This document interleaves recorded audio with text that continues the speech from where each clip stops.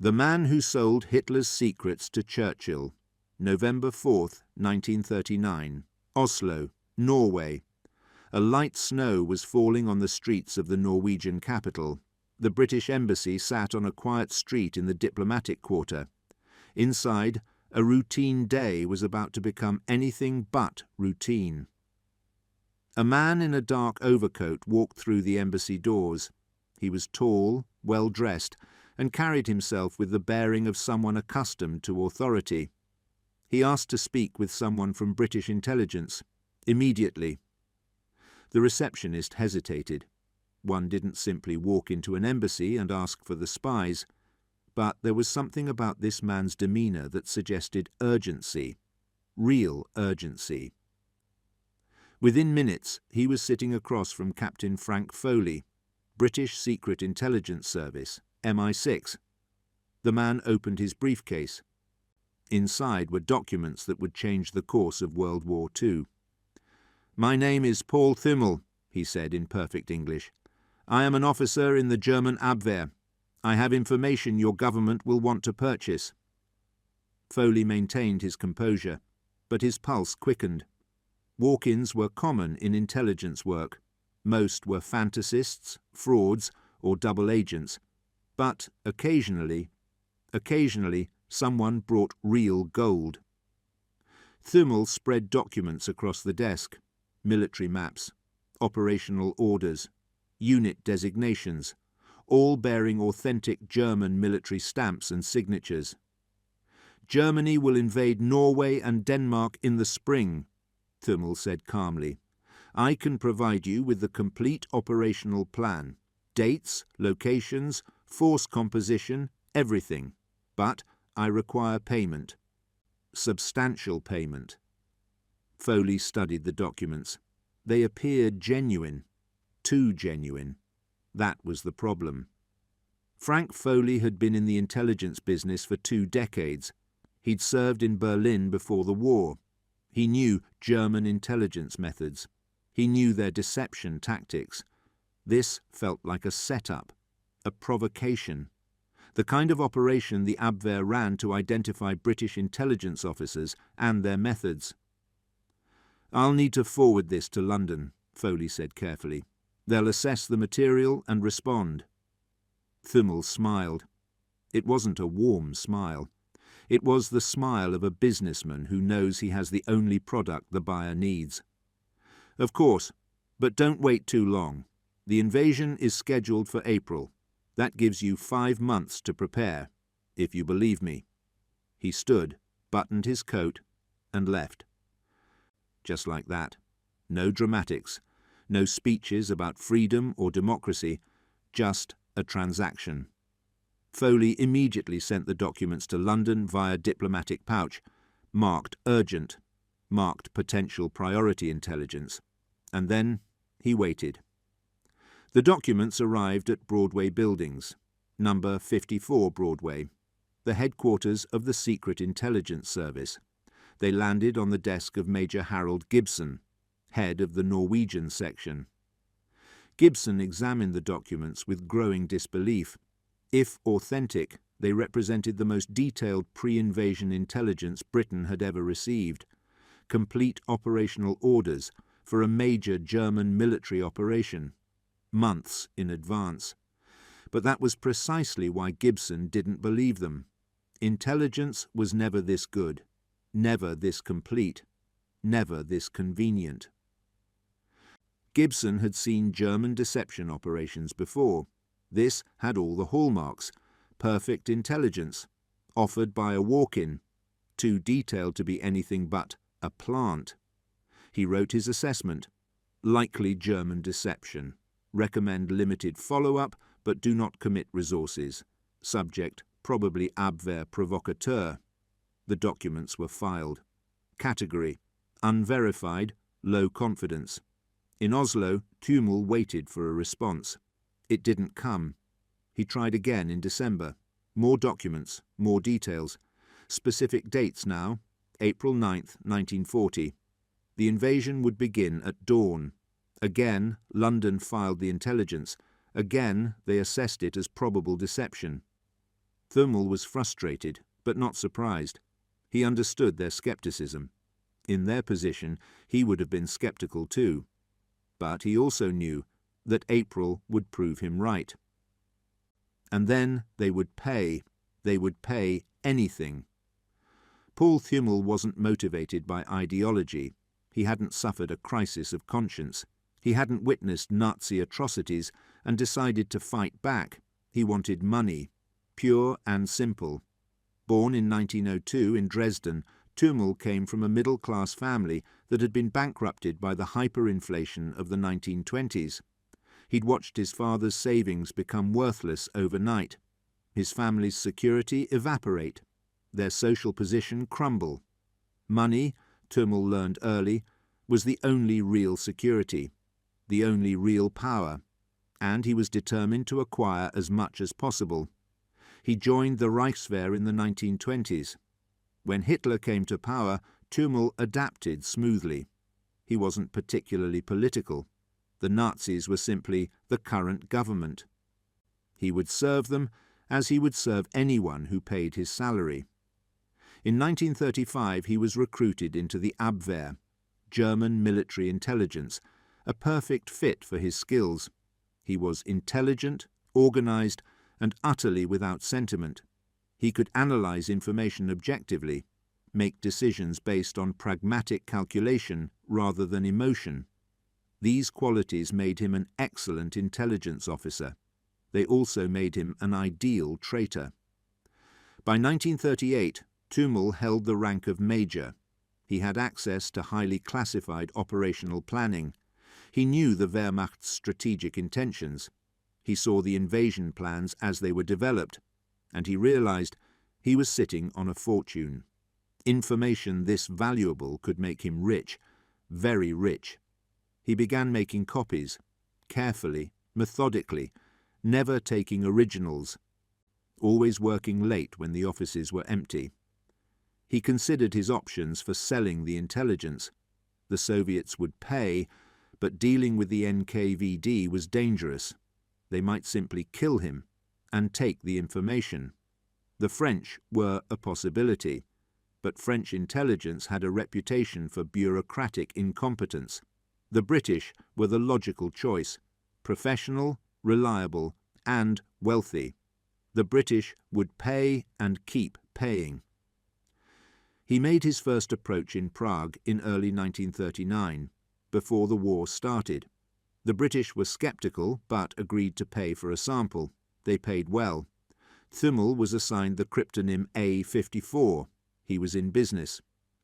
When war broke out in September 1939, his intelligence became exponentially more valuable. He knew the Wehrmacht's plans. He had access to operational orders. He could provide what every intelligence service dreams of: strategic warning. The Norway operation was his first major test. Would the British believe him? Would they act on his intelligence? April 9, 1940, 05:15 hours. German forces invaded Norway and Denmark simultaneously. Parachute drops on Norwegian airfields. Naval landings at Oslo, Kristiansand, Bergen, Trondheim, and Narvik. Ground forces crossing the Danish border. The operation unfolded exactly as Thümmel had described, exactly as the British had been warned 5 months earlier, down to the specific landing beaches, down to the unit designations. The British were caught completely unprepared, despite having perfect intelligence, because they hadn't believed it. In London, someone finally pulled Thümmel's intelligence reports from the files. They compared them to the actual German invasion. The correlation was perfect, absolutely perfect.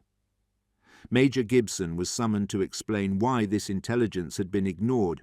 He had no good answer. The intelligence had seemed too perfect, too convenient. Classic deception indicators.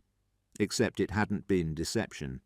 It had been the real thing, and Britain had ignored it. The Norwegian campaign became a disaster. British forces landed, but were poorly coordinated. The Germans had air superiority. The terrain favoured defence. Within 2 months, the British were evacuated. Norway fell under German occupation. The political consequences were immediate. Neville Chamberlain's government faced a vote of no confidence. On May 10, 1940, Winston Churchill became Prime Minister. One of Churchill's first actions was to review the intelligence failure in Norway.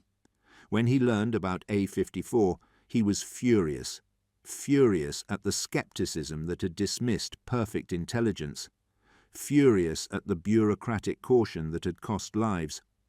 Churchill summoned the chiefs of SIS. "Get this man A-54 back in contact. Pay him whatever he wants. And for God's sake, believe him next time." In Prague, Thümmel received a coded message. Contact re-established. Payment authorized. Maximum priority. The British deposited 50,000 Reichsmarks into a Swiss bank account, converted to gold at Thümmel's request, the first of many payments. Thümmel smiled when he received confirmation. He'd been right to wait. Now they understood his value. Now the real money would flow. May 1940. Germany was preparing the invasion of France, Fall Gelb, Case Yellow. Thümmel had access to the complete operational plan. He photographed every page, every map, every appendix. The plan was audacious. The main attack wouldn't come through Belgium as in World War I. It would come through the Ardennes forest, a terrain everyone considered impassable for mechanized forces. 7 panzer divisions would drive through Luxembourg and southern Belgium. They would cross the Meuse River at Sedan. Then they would race to the English Channel, cutting the Allied armies in two. It was radical. It was risky. It relied on speed and surprise. Thümmel passed the entire plan to the British. The British shared it with the French. The French didn't believe it. General Maurice Gamelin reviewed the intelligence. The Ardennes operation seemed impossible. The terrain was too difficult. The logistical challenges too great. No military commander would attempt something so risky. The French were convinced Germany would repeat the Schlieffen Plan. A massive right hook through Belgium. Standard military doctrine. Predictable and manageable. The French positioned their best forces in Belgium. The Ardennes sector was thinly defended. Second-rate divisions. Minimal armour. Inadequate air support. The French had perfect intelligence about German intentions, and they ignored it. Again. May 10, 1940. 05:35 hours. German forces launched Fall Gelb. Army Group A, with 7 panzer divisions, poured through the Ardennes, the terrain that was supposedly impassable. The French defenders were overwhelmed in hours. The panzers reached the Meuse on May 12th. They crossed on May 13th. The French line collapsed, not slowly, not gradually, catastrophically. Within 72 hours, German armour had broken through and was racing west. The French command structure fell apart. Communications broke down. Panic spread. By May 20th, German forces reached the English Channel. The Allied armies were cut in two. The British Expeditionary Force was trapped at Dunkirk. France fell in 6 weeks, the most stunning military victory in modern history. It had all been predicted by A-54, every element, every phase, and it had been ignored. In London, Churchill was apoplectic. 2 major German operations, 2 perfect intelligence warnings, 2 complete failures to act. He demanded to know why the French had dismissed the intelligence. The answer was painfully simple. It seemed too risky to be real, too audacious to be the actual plan. Churchill made a decision. From now on, A-54's intelligence would be treated as gospel. Every report, every warning, every prediction. The scepticism had cost Norway. It had cost France. It wouldn't cost Britain. Thümmel's bank account swelled. The British were now paying 100,000 Reichsmarks per major intelligence delivery. Gold. deposited in numbered Swiss accounts. He was becoming wealthy, very wealthy. But the real test was coming. June 1940. Germany controlled Western Europe. France had surrendered. British forces had escaped at Dunkirk, but left all their equipment behind. Hitler began planning the invasion of Britain, Operation Seelöwe, Operation Sea Lion. The German military was sceptical. An amphibious invasion across the English Channel was extraordinarily difficult. It required air superiority, naval supremacy, perfect weather, flawless execution. But Hitler was insistent. Britain had to be invaded or forced to surrender. The war couldn't continue with Britain undefeated. The operational planning began. Thümmel had access to all of it. He photographed the landing plans, the assembly points for invasion barges, the Luftwaffe's strategy for achieving air superiority, the Wehrmacht's force composition, the tentative invasion date, September 15, 1940. He passed everything to the British. This time they believed him, completely. Churchill received the intelligence personally. He studied the maps showing the planned landing beaches, all along the southern coast, Dover, Folkestone, Hastings, Brighton. He saw the numbers, 300,000 German troops in the first wave, following waves bringing the total to nearly 2 million. The scale was staggering. If Germany achieved air superiority, the invasion would come, and Britain would face the fight of its existence. Churchill authorized the use of A-54's intelligence for operational planning. Coastal defences were reinforced at the exact locations Thümmel had identified. The RAF positioned squadrons to defend the approaches. The Royal Navy prepared to interdict the invasion fleet, but everything depended on the air battle. If the Luftwaffe won air supremacy, the invasion would proceed. If the RAF held, it would be cancelled. July 10, 1940. The Battle of Britain began. The Luftwaffe had 2,600 aircraft. The RAF had 640 fighters. The Germans were confident. They expected to achieve air superiority in 4 weeks. Then the invasion could proceed. But Thümmel's intelligence gave the British a crucial advantage. They knew the Luftwaffe's strategy. They knew the target priorities. They knew the timing. The RAF could position forces to counter German attacks. They weren't reacting blindly. They were responding to intelligence. The battle raged through July and August. The Luftwaffe attacked RAF airfields. They bombed radar stations. They engaged in massive dogfights over southern England.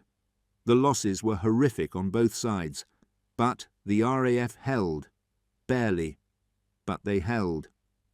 By early September, it was clear the Luftwaffe had failed. They hadn't achieved air superiority. They hadn't destroyed the RAF. September 15, 1940. The invasion date Thümmel had provided. It came and went. No invasion. 2 days later, Hitler postponed Operation Sea Lion indefinitely. The invasion barges assembled in French ports began to disperse. The Wehrmacht divisions staged for the invasion were redeployed. Britain had survived. Churchill knew exactly why. The RAF's heroism and skill were crucial, but A-54's intelligence had been equally vital. Knowing the invasion plans, knowing the landing sites, knowing the timeline. It had allowed Britain to prepare precisely. Churchill authorized another payment, 250,000 Reichsmarks. Thümmel was now a millionaire. In 1940 currency, adjusted for inflation, he'd accumulated several $1 million worth of gold. But the money came with a terrible price. To maintain his cover, Thümmel had to continue his work for the Abwehr. He had to be an effective German intelligence officer. That meant German operations succeeded because of him. British agents in occupied Europe were captured because Thümmel's intelligence helped identify them. Resistance networks were rolled up. People were arrested, interrogated, executed. Thümmel provided information that killed British agents.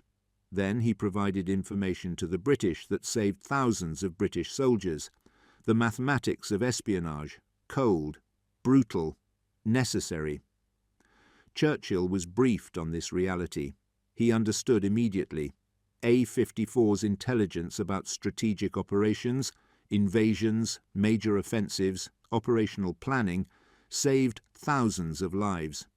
The tactical intelligence Thümmel provided to maintain his cover cost dozens of lives. The calculation was stark: lose dozens to save thousands. Churchill authorized it without hesitation. The agents who die protecting A-54's cover are as much casualties of war as any soldier. Their sacrifice serves a greater purpose. Continue. The British intelligence officers who handled Thümmel found this harder to accept. They knew the names of the agents who were caught. They knew the networks that were destroyed. They knew these people were dying to protect a source. But they followed orders. A-54 was too valuable to lose. 1941 began with Thümmel providing intelligence on German operations in North Africa, Rommel's supply routes, his tank strength, his operational intentions. British forces in Egypt used this intelligence to plan their defences. It didn't prevent Rommel from winning tactical victories. He was too skilled a commander for that. But it prevented strategic surprise. Then, in March 1941, Thümmel reported something enormous. Germany was planning a massive operation in the east, an invasion of the Soviet Union, the largest military operation in history. At first, London didn't believe it. Germany and the Soviet Union had a non-aggression pact. They'd divided Poland between them. They were trading partners. An invasion seemed strategically insane. Germany would be fighting on two fronts, exactly what had destroyed them in World War I. But Thümmel's intelligence was specific. Operation Barbarossa, 3 million German troops, 3,000 tanks, 2,700 aircraft. Invasion front from the Baltic to the Black Sea. Objective: destroy the Red Army and conquer the Soviet Union before winter. The tentative start date, mid-May 1941, later revised to June 22, 1941. Thümmel provided the complete operational plan. 3 army groups: Army Group North, Objective Leningrad; Army Group Center, Objective Moscow; Army Group South, Objective Kiev and Ukraine. The intelligence was staggering in its detail. Division designations, attack routes, supply logistics, air support plans. Churchill faced an impossible decision. He despised communism. He'd been one of its most vocal critics for decades. Stalin's regime had murdered millions. The Soviet system represented everything Churchill opposed, but Germany conquering the Soviet Union would be catastrophic. Hitler would control resources from the Atlantic to the Urals. Oil, grain, minerals, manpower. The Third Reich would become an unstoppable colossus. Britain couldn't survive that. The only hope was for Germany to exhaust itself fighting the Soviet Union. A two-front war. Germany's nightmare scenario. Churchill had to warn Stalin, even though Stalin was an ally of convenience at best, even though warning him might reveal British intelligence capabilities. Churchill sent the warning through multiple channels. He sent diplomatic messages directly to Stalin. He sent intelligence summaries through back channels. He even sent personal letters. Stalin ignored them all. Every single warning. Stalin convinced himself it was British disinformation. A clumsy attempt to provoke war between Germany and the Soviet Union. Churchill was trying to trick him into breaking the pact. Soviet intelligence was also reporting German preparations. Richard Sorge in Tokyo sent detailed warnings. The Lucy spy ring in Switzerland reported German troop movements. Even Soviet border guards reported massive German build-ups. Stalin dismissed everything. He believed Hitler would honor the pact. He believed Germany wouldn't be foolish enough to fight on two fronts. He believed he had more time. June 22nd, 1941. 03:15 hours. 3 million German troops crossed the Soviet border, the largest invasion in human history. The Red Army was caught completely unprepared. Aircraft were parked wingtip to wingtip on airfields. Tanks were unmaintained, many without fuel. Defensive positions were incomplete. Officers were on leave. The first day was catastrophic. The Luftwaffe destroyed 1,200 Soviet aircraft. Most of them on the ground, never got airborne. Entire Soviet armies were encircled. 600,000 Red Army soldiers captured in the first 3 weeks. The Germans advanced 300 miles in the first week. It was exactly as devastating as Thümmel had predicted, exactly as the intelligence had warned, and Stalin had ignored it all. Churchill watched the invasion unfold with grim satisfaction. Not satisfaction at Soviet losses, those were horrific. Satisfaction that his strategic gamble had paid off. Germany was now committed to a two-front war. The Wehrmacht would bleed itself white in the vast expanses of Russia. Britain would survive. Churchill immediately offered alliance to the Soviet Union, the enemy of my enemy. Stalin accepted. The British began sending convoys of supplies to Russia.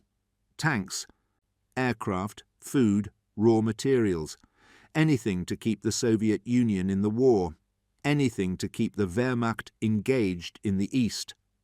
Thümmel's intelligence had enabled this strategic shift. His warning had proven accurate, even though it was ignored, and now Churchill could plan based on knowing Germany was fully committed. The payments to Thümmel continued. Another 200,000 Reichsmarks. His Swiss accounts bulged with gold. But the Gestapo was starting to ask questions. Too many operations were failing. Too many plans seemed to be known to the enemy. The British responded too quickly, too precisely, too accurately. The Gestapo began investigating, slowly at first, reviewing operational security, checking personnel files, looking for anomalies. Thümmel knew they were investigating. He could feel the pressure building. In intelligence work, you develop a sixth sense for surveillance, for suspicion, for danger. He requested extraction. Get me out now. I've provided enough intelligence. The risks are too high. The British refused. A-54 was irreplaceable. His access was unique. His intelligence continued to be vital. They needed him to stay in place. Thümmel was furious, but he understood. He was a commodity, a valuable commodity, but still just a commodity. He'd always known the British would use him until he was caught. That was the nature of the business. He continued working, more carefully now, more cautiously, but he continued. The intelligence kept flowing. German plans for operations in North Africa, U-boat deployment strategies, V-weapon development programs, intelligence on German atomic research. Every report was valuable. Every report increased the risk. The Gestapo investigation intensified. They were checking travel records, reviewing financial transactions, interrogating Abwehr officers. The net was tightening. Thümmel began preparing contingency plans. False identities, escape routes, emergency contacts. He knew it was probably futile. Once the Gestapo focused on you, escape was nearly impossible. But he had to try. March 13th, 1942. They came for him at dawn. 6 Gestapo officers, black uniforms, cold faces. Paul Thümmel, you are under arrest for treason against the Reich. He didn't resist. Resistance was pointless. They took him to Gestapo headquarters in Prague, the Petschek Palace, a place where people went in and rarely came out. The interrogations began immediately. The Gestapo didn't have proof. They had suspicions, anomalies in operations, statistical improbabilities, but no hard evidence. They needed a confession. Thümmel refused to confess. Day after day, week after week, he said nothing. The interrogation methods escalated: sleep deprivation, physical torture, psychological pressure. Thümmel endured. He'd been trained to resist interrogation. He knew the techniques. More importantly, he had motivation. Confession meant execution. Silence meant life. Even if that life was in prison, it was still life. And there was always a chance. The war might end. Germany might lose. He might survive. So he said nothing. The Gestapo transferred him to Theresienstadt, a fortress prison north of Prague, not the concentration camp. That came later. The military prison. He was held in solitary confinement, a cell 3 meters by 4 meters, a cot, a bucket, one small window near the ceiling. The isolation was complete. No contact with other prisoners. No news from outside. No idea what was happening in the war. Days blended into weeks, weeks into months, months into years. Periodic interrogations, always the same questions, always the same refusal to answer. The Gestapo tried different approaches. They offered deals. Confess and we'll spare your family. Confess and we'll give you a quick death instead of slow torture. Confess and we'll let you die with some dignity. Thümmel refused everything. They showed him photographs of executed spies, told him stories of how others had broken, described in detail what would happen to him if he didn't cooperate. He remained silent. 2 years passed. Outside his cell, the war had turned. Stalingrad, Kursk, D-Day. The Reich was collapsing. But Thümmel knew none of this. His world was a cell 3 meters by 4 meters, and the periodic interrogations that never seemed to end. By early 1945, even the Gestapo realized Germany was losing. Soviet forces were advancing from the east, American and British forces from the west. The Reich had months left at most. The Gestapo began executing prisoners. Why keep them alive when the end was near? April 1945. Soviet forces were approaching Prague. The sound of artillery could be heard in the distance. The Gestapo received orders: liquidate remaining prisoners, leave no witnesses. April 20th, 1945, Hitler's birthday. The Gestapo officers came for Paul Thümmel. They took him to the courtyard. No trial, no ceremony, just a wall and a firing squad. "Any last words?" the officer asked. Thümmel looked at them. He'd spent 3 years in their custody, 3 years of interrogation, 3 years of torture. He'd never told them anything. "You lost," he said. Then they shot him. Paul Thümmel died at age 42. He never knew that Germany surrendered 19 days later. He never knew that his intelligence had helped win the war. He never knew that he was considered one of the most valuable Allied agents of the entire conflict. The money he'd accumulated sat in Swiss banks, untouched. After the war, the British tried to locate it. They wanted to return it to Thümmel's family. They couldn't find it. The accounts were anonymous. The codes had died with Thümmel. The gold simply disappeared into the labyrinth of Swiss banking. Somewhere in Switzerland, there's probably still a forgotten account, containing the fortune Thümmel earned betraying Hitler, the blood money that helped save Britain. After the war, British intelligence tried to calculate Thümmel's impact. It was impossible to quantify precisely, but the outlines were clear. His intelligence about Operation Weserübung, the Norway invasion, was accurate but ignored. His intelligence about Fall Gelb, the France invasion, was accurate but ignored. His intelligence about Operation Sea Lion, the Britain invasion, was accurate and crucial to defense planning. His intelligence about Operation Barbarossa, the Soviet invasion, was accurate but ignored by Stalin. Beyond these major operations, he provided continuous intelligence for 3 years, German order of battle, U-boat deployments, V-weapon programs, atomic research, operational intentions across multiple theatres. Some historians argue he was more valuable than Ultra, the Enigma decryption program that's famous for breaking German codes. Ultra provided tactical intelligence, specific messages about specific operations, invaluable for daily military operations.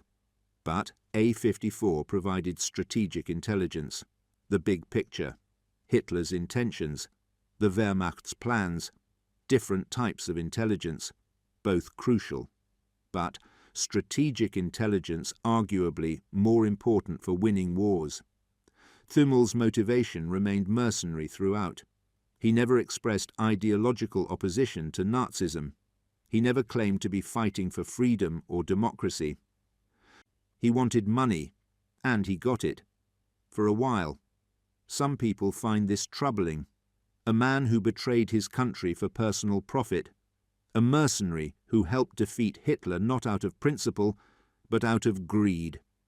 But Churchill didn't care about motivation. He cared about results. Thümmel provided intelligence that helped Britain survive. That was all that mattered. The ethics of espionage are never clean. Agents betray their countries for many reasons. Ideology, revenge, blackmail, money. The reasons don't change the value of the intelligence. Paul Thümmel was a traitor who became a hero, or a hero who was a traitor. The perspective depends on which side you're on. To the Germans, he was the worst kind of traitor, a trusted officer who sold out his country, who enabled enemy victories, who cost German lives. To the British, he was an invaluable agent, a source who provided strategic intelligence at critical moments, who helped shape the course of the war. Both perspectives are accurate. War creates these moral ambiguities. The spy who betrays his own side to help yours. Is he a traitor or a hero? The answer is both. Thümmel's story remained classified for decades, even after the war ended, even after the key players died. Britain didn't want to reveal how much they'd known, how much intelligence they'd received, how much they'd ignored. The files on A-54 were finally declassified in the 1990s, 50 years after his death. Most people who'd known him were gone. Most of the survivors who'd been saved by his intelligence never knew he existed. Even now, he's not widely known. No monuments, no memorials. Just a footnote in the history of World War II intelligence. But that footnote helped change history. The man who sold Hitler's secrets to Churchill did it for the worst reason. Money, pure mercenary motivation. But motivation doesn't change outcomes. His intelligence helped Britain survive its darkest hour, helped expose Hitler's strategic plans, helped tip the balance in a war that shaped the modern world. Paul Thümmel wanted to get rich.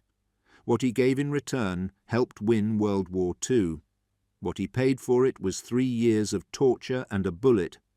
Sometimes history's most unlikely heroes are motivated by the most ordinary vices: greed, self-interest, the simple desire for wealth and security. These aren't noble motivations. They don't inspire poetry or monuments. They don't fit our narrative of heroism. But they can still change the world. In the end, Paul Thümmel made a bargain. He traded his country's secrets for money. He traded his life for gold. He traded his name in history for anonymity. Whether that makes him a hero or a traitor depends entirely on your perspective.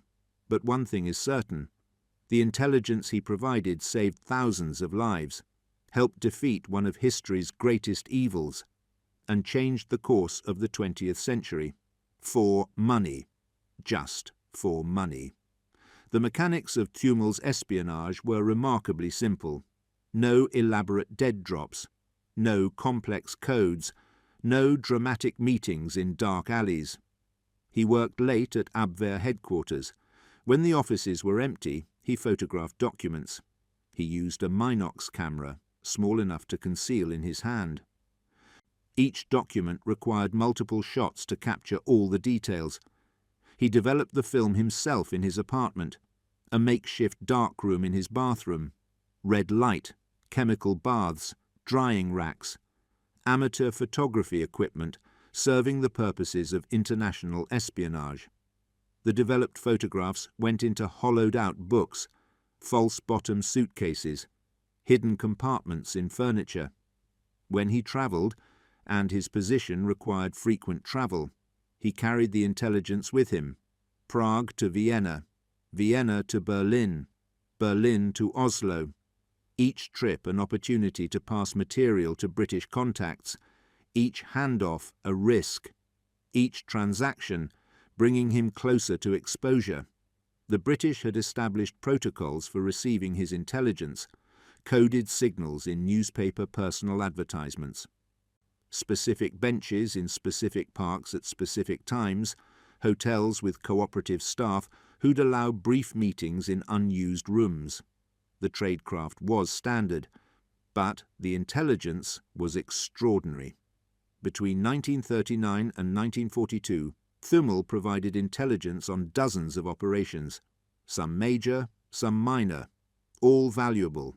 He reported on German plans in the Balkans, the invasion of Yugoslavia in April 1941, the invasion of Greece that same month, operational plans that allowed the British to evacuate forces before the Wehrmacht arrived. He provided intelligence on the Africa Corps, Rommel's supply convoys, the routes they took across the Mediterranean, the ports they used in Libya.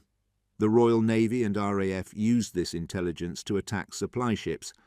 40% of Axis supplies to North Africa were sunk or damaged. Rommel's campaigns were handicapped by chronic supply shortages, shortages that might have been prevented if not for Thümmel's intelligence. He reported on V-weapon development, the rocket program at Peenemünde, the flying bomb program, the technical specifications, launch sites, production schedules. British intelligence used this information to target bombing raids. The RAF attacked Peenemünde in August 1943, killed key scientists, destroyed production facilities, delayed the V-weapon program by months. How many Londoners survived because those rockets were delayed? How many lives saved by intelligence provided years earlier? Impossible to calculate precisely, but thousands, certainly. Thümmel also provided intelligence on German code systems, not the Enigma codes. Those were being broken by Ultra at Bletchley Park, but other codes used by the Abwehr and SD, less sophisticated than Enigma, but still valuable. The information helped British codebreakers, provided cribs and patterns, accelerated decryption efforts. Every piece of intelligence had ripple effects, information that enabled other operations, that confirmed other sources, that filled gaps in British knowledge.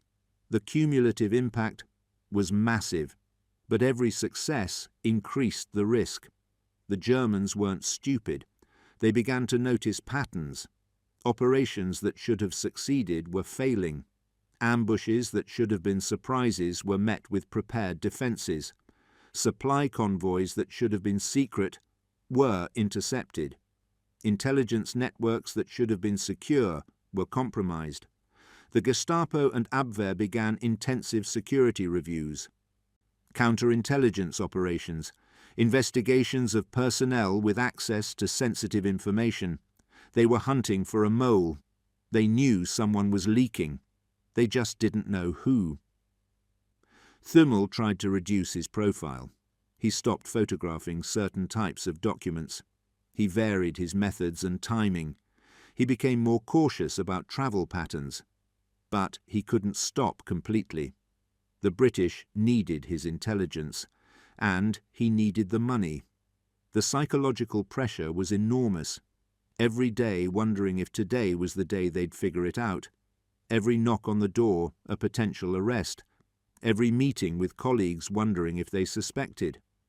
Paranoia is the occupational disease of spies, the constant awareness that everything could end at any moment. That discovery means death. Thümmel lived with this for 3 years, from 1939 to 1942, 1,000 days of sustained deception, 1,000 nights wondering if he'd see another morning. The stress affected him physically. He lost weight, developed insomnia, started drinking more heavily. The British noticed the deterioration in their agent. They offered psychological support, counselling through coded messages, reassurance that his work was valued. But they wouldn't extract him. He was too valuable. This is the cold calculation of intelligence work. An agent is an asset. You exploit assets until they're no longer productive. You don't retire them early out of compassion. Thümmel understood this. He'd been an intelligence officer. He knew how the game worked. He would have made the same decision in their position. That didn't make it easier to accept. The money helped. By early 1942, Thümmel had accumulated the equivalent of $5 million in today's currency. Gold sitting in Swiss bank accounts, enough to live comfortably for the rest of his life, if he survived to enjoy it. He began planning for the post-war period, assuming Germany lost, which seemed increasingly likely after Barbarossa stalled, assuming he survived, which seemed increasingly unlikely given the Gestapo investigation. He made lists of properties he'd buy, places he'd live, a villa in Switzerland, an apartment in Paris, perhaps a small estate in England. He sketched out his retirement. No more intelligence work, no more stress, no more fear, just comfort and security. It was a pleasant fantasy. He knew it was probably just that, a fantasy. But it kept him going, the hope that there'd be a life after the war, after the fear, after the deception. March 1942 destroyed that hope. The Gestapo arrest was almost a relief. The waiting was over. The uncertainty ended. Now there was only survival. The interrogations were brutal but not unexpected. Thümmel had been trained in resistance techniques. He knew what to expect. He knew how to endure. The key was to say nothing. Absolutely nothing. Admitting anything, even small details, would lead to more questions, more pressure, eventually a full confession. So he said nothing. The Gestapo showed him evidence of his travels. "You were in Oslo in November 1939. Who did you meet?" Silence. They showed him copies of documents he'd photographed. "We found these in British intelligence files after we overran their offices in France. How did they get these?" Silence. They showed him bank records. "Where did this money come from?" Silence. They beat him. Systematically, professionally. They broke his ribs, dislocated his shoulder, knocked out teeth. Still silence. They tried sleep deprivation, kept him awake for 72 hours straight. Bright lights, loud noises, constant questions. He hallucinated from exhaustion, but he didn't talk. They tried psychological manipulation. "Your family will suffer if you don't cooperate. We'll make you watch them die. Tell us and we'll make it quick." He knew these were lies. The Gestapo would do whatever they wanted regardless of his cooperation. There was no deal. There was no mercy. There was only survival through silence. Months passed. The interrogations became routine. The torture became something he endured rather than feared. He developed a mental technique for detaching from the physical pain. This is happening to my body, but I am not my body. I am separate. I am observing. It didn't eliminate the pain, but it made it bearable. By late 1942, even the Gestapo seemed to be losing interest. They couldn't break him. They couldn't prove anything. They suspected, but suspicion wasn't enough. He was transferred to Theresienstadt, long-term detention, maybe eventually a trial, maybe just forgotten in the chaos of war. The isolation was harder than the torture. Physical pain is acute but temporary. Isolation is chronic and endless. Days without human contact, no conversation. No interaction, just walls and silence. He began talking to himself, reciting poetry he'd memorized as a child, doing mathematical calculations in his head, anything to keep his mind active. Some prisoners went mad in solitary. He was determined not to be one of them. He established routines, exercise in the morning, mental calculations in the afternoon, review of memory exercises in the evening. Structure provided sanity. Routine provided purpose. Purpose provided the will to continue. 1943 passed, 1944 passed. The world outside was changing dramatically. The war was turning against Germany. But Thümmel knew none of this. His world had contracted to a cell 3 meters by 4 meters. That was his entire universe. He didn't know about Stalingrad, didn't know about Kursk, didn't know about D-Day, didn't know about the liberation of France. He didn't know that the intelligence he'd provided had contributed to all of it, that his information about German dispositions had helped Allied planning, that his reports on German strength and capabilities had shaped strategic decisions. He knew nothing, just walls and silence. Early 1945, the sounds of artillery in the distance, getting closer, louder. Something was happening. The war was reaching its conclusion. Thümmel allowed himself hope. Maybe the British or Americans would reach Prague first. Maybe he'd be liberated. Maybe he'd survive. After all. The fantasy of the Swiss villa returned, more vivid now, almost real. The Paris apartment, the English estate, freedom, security, peace. April brought clarity. The guards became more agitated, more brutal, more random in their violence. Thümmel recognized the signs. The regime was collapsing. In collapse, desperate people do desperate things. April 20th. They came for him. He knew immediately what it meant. No interrogation scheduled. Too many guards. The courtyard instead of the interrogation room. This was the end. He thought about resistance, fighting, making them kill him in a struggle rather than an execution. But what was the point? Dead was dead. He thought about the money. $5 million sitting in Swiss banks. Gold he'd never spend. Wealth he'd never enjoy. All that risk. All that fear. All those years of deception. For nothing. He thought about the intelligence he'd provided. The operations he'd exposed. The lives he'd saved. Would anyone remember? Would anyone know what he'd done? Probably not. Spies are forgotten. Their work is classified, their sacrifices unknown. He thought about his family, his sister in Dresden. Would she survive the war? Would she ever know what he'd done? The officer asked for last words. Thümmel looked at the firing squad. Young men. Conscripts, probably. Following orders. He'd spent 3 years following orders too. German orders from the Abwehr, British orders from MI6. Orders from both sides, serving 2 masters, betraying both. You lost, he said. Not elegant, not profound, but true.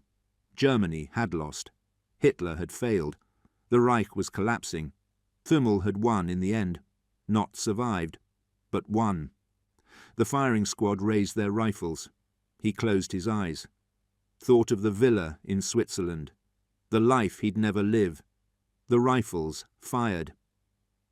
Paul Thümmel died never knowing his intelligence had helped win the war, never knowing Churchill considered him irreplaceable, never knowing historians would debate his importance for decades. He died thinking he'd failed, that his sacrifice had been meaningless, that the money was all there was. He was wrong. His intelligence had mattered enormously. His sacrifice had enabled British survival. His betrayal had helped defeat Hitler. But he never knew. That's the tragedy of espionage. The agents who succeed rarely know their impact. They die thinking they failed. They're forgotten thinking they mattered. Paul Thümmel mattered more than he ever knew. The post-war assessment by British intelligence was classified for decades. When finally released in the 1990s, the documents revealed the full scope of his contribution. Agent A54 provided strategic intelligence of the highest value over a period of 3 years. His intelligence on German operational planning for major offensives was consistently accurate and timely. His contribution to British defensive planning, particularly for Operation Sea Lion, was irreplaceable. The loss of this agent in 1942 was felt throughout the remainder of the war. Dry bureaucratic language, but between the lines, profound respect. Irreplaceable. That's not a word intelligence services use lightly. Churchill's personal file on A54 contained a handwritten note. This man saved Britain. His courage and sacrifice must never be forgotten, even if his name must remain secret. But his name did remain secret. For 50 years, half a century of anonymity. When the story finally emerged, most people didn't care. World War II had been over for 50 years. The Cold War had ended. New conflicts commanded attention. A German traitor who sold secrets for money wasn't a compelling story for modern audiences. No noble sacrifice, no ideological conviction, just greed. But that's what makes his story important. He wasn't noble. He wasn't principled. He wasn't admirable. He was human, flawed, selfish, ordinary. And yet he changed history. That's the real lesson of Paul Thümmel. You don't have to be a saint to matter. You don't have to be principled to make a difference. You don't have to be noble to save lives. You just have to act. Thümmel acted for the worst reasons, but his actions had the best consequences. That's the paradox. That's the complexity. That's the reality of moral choice in war. Intentions don't determine outcomes. Character doesn't determine impact. Motivation doesn't determine value. Paul Thümmel was a traitor motivated by greed. He was also a hero who saved thousands of lives. Both statements are true. Both statements matter. The uncomfortable truth is that history is made by imperfect people making imperfect choices for imperfect reasons. We want our heroes pure, our villains irredeemable, our narratives clean. But reality is messy. Thümmel's story is messy. A greedy traitor who helped defeat Hitler, a mercenary agent who enabled British survival, a selfish man whose actions served the greater good. How do we judge someone like that? By intentions? By actions? By consequences? The answer is all three. And none of them provide moral clarity. Thümmel intended to get rich. That's condemnable. He acted by betraying his country.